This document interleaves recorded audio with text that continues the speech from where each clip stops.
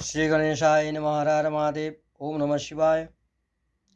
सभी सनातन धर्म प्रेमियों को सादर नमन। नमो नमः। मित्रों, आज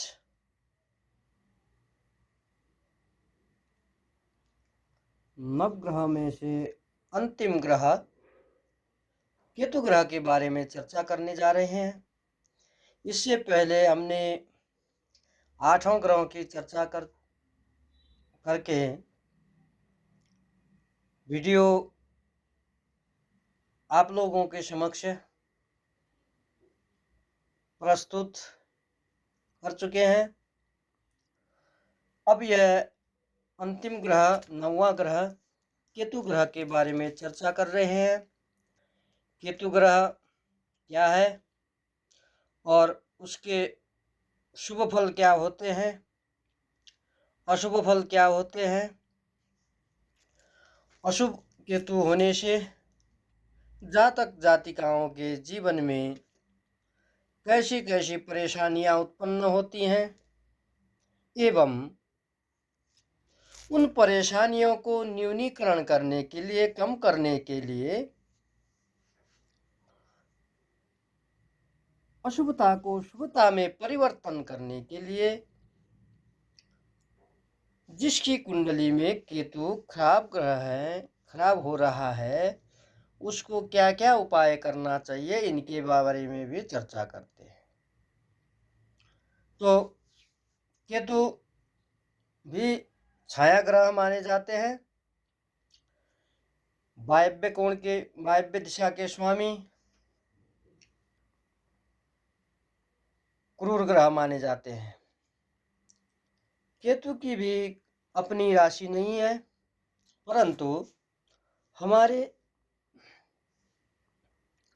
ज्योतिष शास्त्र के जानकारों ने, विद्वानों ने, ऋषि मुनियों ने केतु ग्रह को वृश्चिक एवं मीन राशि का स्वामी माना गया है उनके द्वारा। तो अब यदि केतु शुभ हो, किसी भी जातक जातिकाओं के कुंडली में केतु ग्रह शुभ हो तो बृहस्पति की तरह फल देता है, देवगुरु बृहस्पति की तरह फल देता है। यदि केतु ग्रह अशुभ स्थिति में हो, खराब हो, तो मंगल की तरह फल देता है। अब मंगल कैसे फल देता है, बृहस्पति कैसे फल देता है, इसके बारे में हमने पहले चर्चा कर ली है। यदि किसी को फिर जानना है तो हमारे पूर्ववत वीडियो में जाकर आप देख सकते हैं।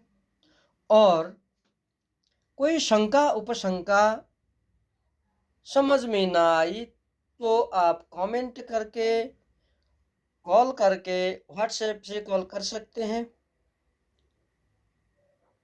तो मैसेज करके आपका जो जिज्ञासा है, प्रश्न है, उसको पूछ सकते हैं।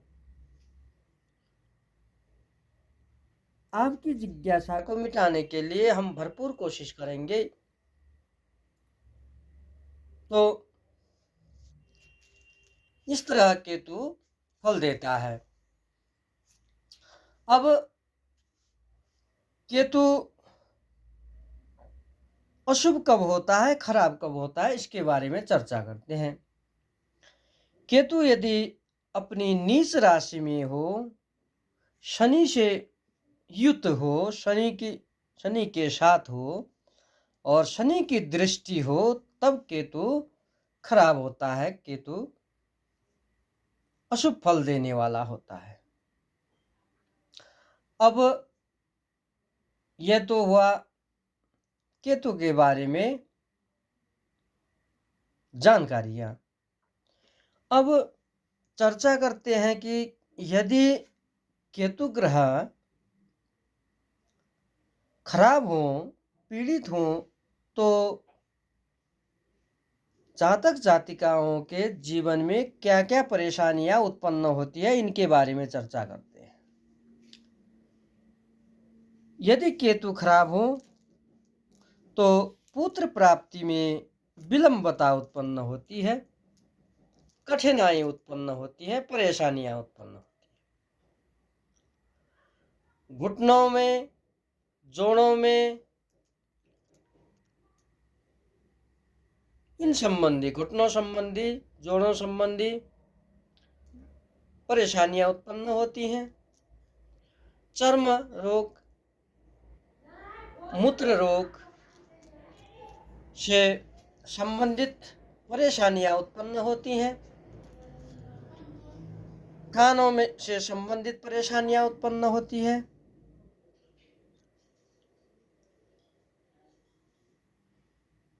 ऐसे जातकों के नाना की स्थिति भी खराब रहती है, नाना की स्थिति अच्छी नहीं होती है।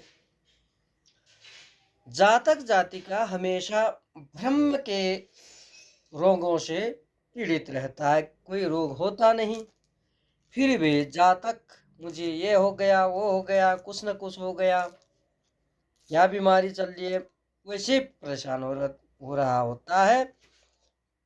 ऐसे भ्रम से उत्पन्न समस्याओं से पीड़ित होता है यदि केतु कुंडली में खराब हो। इसके साथ साथ गूढ़ रोग, जिनका डायग्नोसिस होना मुश्किल होता है, गूढ़ रोग जो होते हैं, उनसे संबंधित परेशानियों से जातक का जीवन चल रहा होता है। ऐसे ही दुर्व्यसनी होता है जातक, पैरों के नंग खराब होते हैं जातक के। उसके साथ साथ ही लंबी समय तक बेरोजगार की समस्या उत्पन्न होती है। जातक की जो रोजगार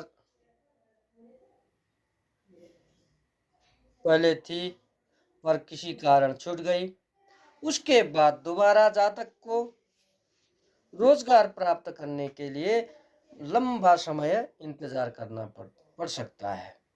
ऐसा केतु करवाता है। अपने कार्य क्षेत्र में गूढ़ शत्रु के बैक बाइटिंग जिसको कहते हैं, उनसे गूढ़ शत्रुओं के माध्यम से नुकसान हो रहा होता है, जिसके कारण कार्य संपन्नता,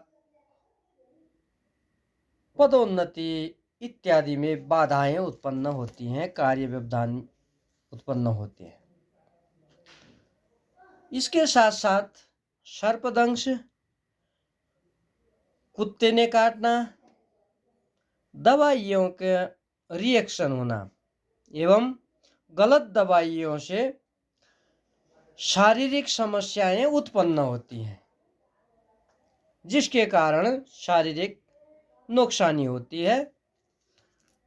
जातक जातिकाओं का मन छल कपट की ओर आकर्षित होता है यदि कुंडली में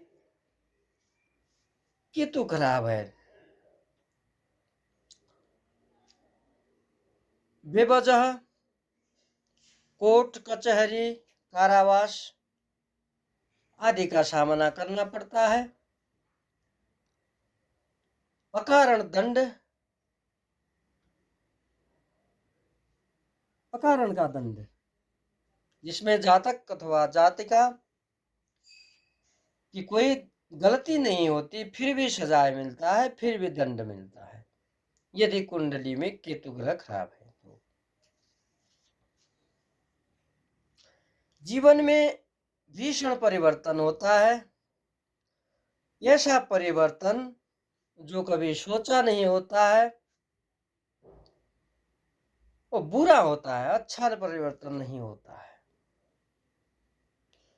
विशेष तौर पर यदि केतु की दशा अंतर्दशा सूक्ष्म दशा चल रही हो और केतु मूल नक्षत्र में स्थित हो, तब भीषण परिवर्तन होता है जातक जातिकाओं के जीवन में। केतु ग्रह जिस भाव में बैठा हो उस भाव के सुख को छीन लेता है, यानी कि उस भाव का सुख को जातक के लिए प्राप्त होने नहीं देता। अगर हो भी गया तो थोड़ी सी मात्रा में। जैसे उदाहरण के लिए यदि केतु चतुर्थ भाव में बैठा हो तो माता का सुख नहीं मिलेगा जातक को, मिल भी गया तो थोड़ा मिलेगा, बहुत कम मिलेगा। माता से दूर जाना पड़ेगा, माता के सामने हो तो अनबन होती रहेगी, बातें नहीं मिल पाएंगी, नहीं बन पाएंगी माता के साथ। एक छोटा सा उदाहरण है। ऐसे ही जिस भाव में बैठा हो केतु उस भाव के सुखों को छीन लेता है, उस भाव के सुखों को कम कर देता है। ऐसे केतु के खराब केतु की समस्याएं जो जातक ने जीवन में भोगनी पड़ती हैं, उनके बारे में हमने चर्चा किया।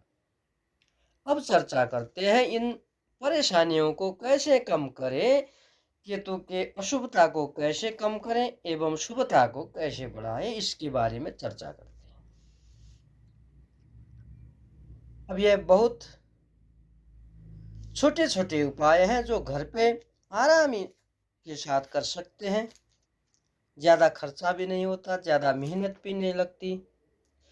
हमारा प्रयास यही रहता है कि जातक जातिका कैसे अपने दिनचर्या में, जीवन में क्या क्या चीज़ें बदलाव लाकर अपने ग्रहों को शुभता प्रदान करने वाले बना सकें। हमारी पूरी कोशिश यही रहती है। तो अब चर्चा करते हैं केतु को कैसे शुभ बनाए, अपनी कुंडली के अनुकूल कैसे बनाएं। तो 7 प्रकार के अनाज लेना है। 7 प्रकार के अनाजों को पिसवा कर छोटी छोटी गोटियां बनवाकर चींटियों को, पंछियों को खिलाना होगा। साथ ही साथ गाय को भी खिलाएं। इससे केतु की अशुभता कम होकर शुभता प्रदान करने वाला होता है। गाय के पूंछ में प्रणाम करें। यदि वेद लक्षणा गाय हो तो अति उत्तम। वेद लक्षणा गाय मिलना तो अब बहुत कठिन है। गांव में तो मिल सकती है, लेकिन शहरों में वेद लक्षणा गाय पाना बहुत मुश्किल हो गया। अतः जो भी मिले गाय के पूंछ में प्रणाम करें। गाय के पूंछ का जल अपने शरीर में छिड़कें एवं अपने घर पे छिड़कें, जिसके कारण केतु की अशुभता नष्ट हो जाएगी और शुभता प्रदान करने वाला हो जाएगा। सफेद व काले कुत्ते को रोटी खिलाएं। बाल खुले ना रखें। विशेष तौर पर मैं ये निवेदन करना चाहूँगा महिलाओं को, क्योंकि आजकल महिलाओं में क्या होता है कि बाल खुले छोड़ के चलने का फैशन होता है। अब देखिए, यदि कुंडली में केतु ठीक है, शुभ फल देता है, वो तो ठीक है। परंतु यदि जिसकी कुंडली में केतु खराब है और बाल खुले छोड़ के चलते हैं, बाल खुले छोड़ के बैठते हैं, बाल खुले छोड़ के पूजा करते हैं, बाल खुले छोड़ के खाते हैं पीते हैं, जो भी करते हैं खुले छोड़ के करते हैं, तो उनका केतु तो और खराब हो जाएगा, परेशानियां और बढ़ जाएंगी। तो बाल खुले नहीं छोड़ना चाहिए, यह बात ध्यान में रखिएगा। अब दूसरा उपाय, काला और सफेद कंबल किसी गरीब को दान दें, ऐसा गरीब जो अंग भंग हुआ हो। अंग भंग हुए गरीबों को दान देने से केतु बहुत प्रसन्न होते हैं और शुभता देने लगते हैं।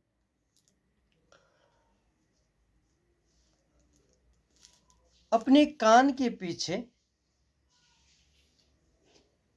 केसर अथवा हल्दी का तिलक लगाएं, हमेशा लगाना चाहिए, प्रतिदिन लगाना चाहिए।